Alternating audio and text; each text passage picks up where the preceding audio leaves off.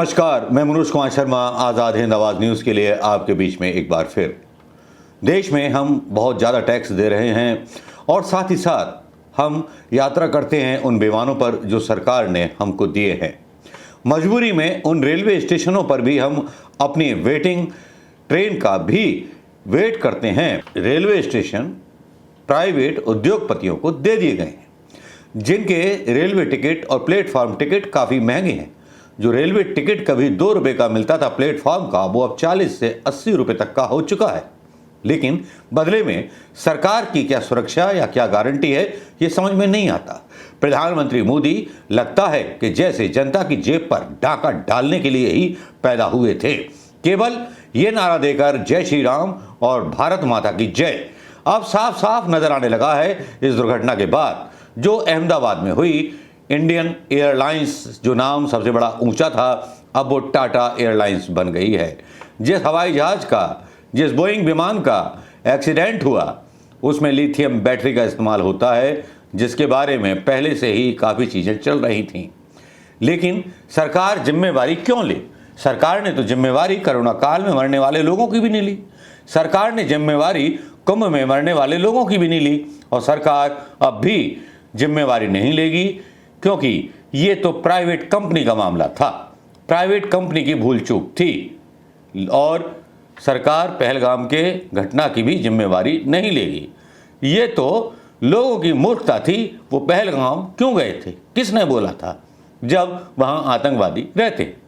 कुछ इसी तरह की चीज़ें अब आपको सुनने को मिलेंगी। लेकिन दोस्तों, यहाँ 242 लोग सवार थे इस जहाज़ पर, और 242 लोगों में हिंदुस्तानी भी थे, काफ़ी लोग पुर्तगाली भी थे और ब्रिटिशर्स भी थे। काफ़ी लोग थे, जिसमें 53 ब्रिटिशर्स, 7 पुर्तगाली, 169 भारतीय और एक कनाडिया का एक नागरिक था इसमें सवार, जो सब के सब खत्म हो गए। बताया जा रहा है कि 2 लोग बचे, एक विमान से कूद गया, जिसका नाम विश्वास है। उसका दावा अंजना ओम कश्यप भी कर रही हैं। अंजना ओम कश्यप के चैनल पर उस विमान की खासियतें बताई जा रही हैं। बताया जा रहा है ये करोड़ों में एक बार होता है। सफाई दी जा रही है कि विमान तो सुरक्षित था, लेकिन इसमें 1.5 लाख लीटर जो था फ्यूल था, और ये जो था जल गया और लोग मर गए। विमान बहुत अच्छा था। सरकार की सफाई दे रही हैं या उस प्राइवेट कंपनी की तरफ से सफाई दे रही हैं, जिस प्राइवेट कंपनी को बेचते समय कुछ चीज़ों का ध्यान नहीं रखा गया। लेकिन सोशल मीडिया पर जो आक्रोश है, उसको मैं एक बार आपको सुनाना चाहूँगा। यहाँ सोशल मीडिया पर दावा करती हैं सबसे पहले नेहा सिंह राठौर, खराब विमानों में यात्री ढोए जा रहे हैं और सरकार चुनाव लड़ रही है। जब तक मौतें नहीं होती हैं, सरकार की नींद नहीं खुलती है। यात्रियों की सुरक्षा की जिम्मेवारी का अंतिम रूप सरकार की होती है। वो विमान दुर्घटना के लिए सरकार जिम्मेवार है। भक्ति छोड़िए, सवाल पूछिए। और साथ में एक ऐसा वीडियो शेयर किया जाता है जिसमें एक यात्री उड़ान से पहले एक वीडियो जो है सोशल मीडिया पर पोस्ट करता है, जिसमें बताता है किस तरह से वहाँ के एसी काम नहीं कर रहे हैं, बटन काम नहीं कर रहे हैं, कुछ भी काम नहीं कर रहा है। लसपस हालात हैं, एसी भी काम नहीं कर रहा है। इस वीडियो में सीधे सीधे वो यात्री बयान करता हुआ नज़र आता है। न्यूज़ 24 पर यह वीडियो चलाया जाता है। लेकिन दोस्तों, क्या इतने तक में ही सब कुछ हो जाता है? हादसा भयानक था, लेकिन जिम्मेवारी अभी तक किसी की तरफ से नहीं आई है। सरकार ने नैतिक जिम्मेवारी भी नहीं ली है। मैं इस नैतिक जिम्मेवारी के बारे में बाद में आऊँगा, क्योंकि कुछ सोशल मीडिया वालों ने जो लिखा है वो पढ़ के बता दूँ पहले मैं आपको कि किस तरह लोगों का आक्रोश है। मयूर बागरा लिखते हैं, क्रैश से पहले एयर इंडिया की उसी फ्लाइट से दिल्ली से अहमदाबाद पहुंचे अतुल बत्स नाम के एक मुसाफिर ने कुछ वीडियो पोस्ट किए हैं। प्लेन के एसी काम नहीं कर रहे हैं। पैसा बचाने के लिए टाटा ने टचडाउन से पहले ही एसी बंद कर दिए। बाहर पारा 37 डिग्री से ज़्यादा था। अरे वो आया तो था उनका हरियाणा के पूर्व सीएम खट्टर साहब का बयान कि एसी इतने टेम्परेचर पर रखना है, इतने टेम्परेचर पर रखना है। हो सकता है वीडियो मतलब गाइडलाइन चालू कर दी हो। कुछ विदेशी विशेषज्ञों का मानना है कि प्लेन के दोनों इंजनों ने काम करना बंद कर दिया। करोड़ों में एक बार ऐसा होता है। कुछ माह पहले एयर इंडिया की इसी अहमदाबाद लंदन फ्लाइट की तकनीकी गड़बड़ बता करके रोका गया था। बीते साल बोइंग के एक पूर्व इंजीनियरों ने 787 के ढांचे में गैप्स की खामी उजागर की थी, जिन्हें सुधारा नहीं गया। ये दावा किया जाता है बाघेला के द्वारा। जो हुआ बहुत दुखद हुआ। लेकिन कुछ तो जिम्मेवारी सरकार को लेनी चाहिए, क्योंकि प्राइवेट हाथों में जाने के बाद ये सारी चीज़ें जब हो रही हैं तो क्या सरकार की जिम्मेवारी नहीं थी कि जब प्राइवेटाइजेशन हो रहा था इंडियन एयरलाइंस का और टाटा को दिया जा रहा था ये सब कुछ, तब ये सारी चीज़ों पर क्या डिस्कशन नहीं किया था? क्या इसी दुर्घटना का इंतजार सरकार कर रही थी? मैं आपको बता दूं कि एयर इंडिया के विमानों का मालिक अब जो है 18,000 करोड़ रुपए में एयरलाइंस को बेचा गया टाटा के लिए। टाटा एयरलाइंस हो गई। गुजरात के अहमदाबाद से लंदन के गेटविक एयरपोर्ट के लिए उड़ान भरने वाला एयर इंडिया का बोइंग 787-8 ड्रीमलाइनर विमान आज दोपहर उड़ान भरने के लिए कुछ देर बाद ग्रस्त हो गया। विमान संख्या A1171 एयरपोर्ट से उड़ान भरने के कुछ मिनटों में दुर्घटनाग्रस्त हो गया। हादसे में विमान में सभी सवार 242 लोगों की मौत हो गई है। प्रधानमंत्री नरेंद्र मोदी ने दुख जताया है, लेकिन जिम्मेवारी नहीं ली है।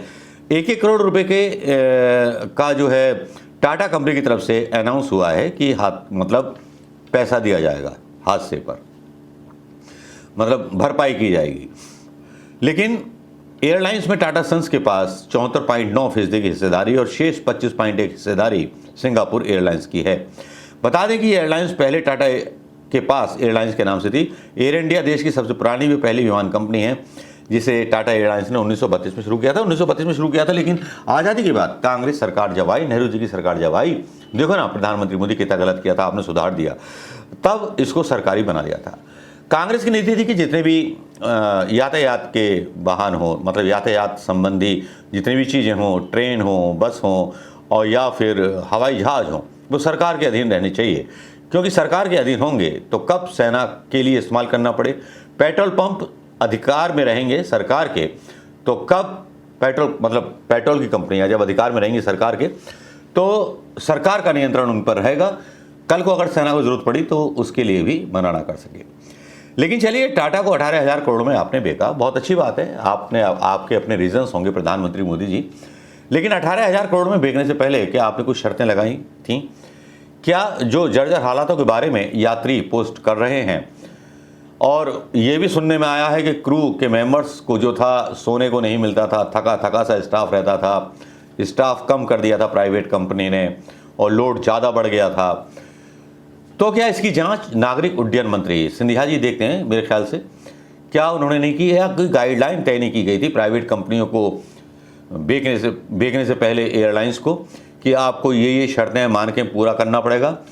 क्या पुराने फटीचर विमानों में, एयरलाइंस के ही पुराने विमानों में जिनका एसी ठीक नहीं है, कुछ भी ठीक नहीं है, तो कैसे मान लें कि इंजन ठीक रहा होगा या उसका बराबर चेकअप हुआ होगा?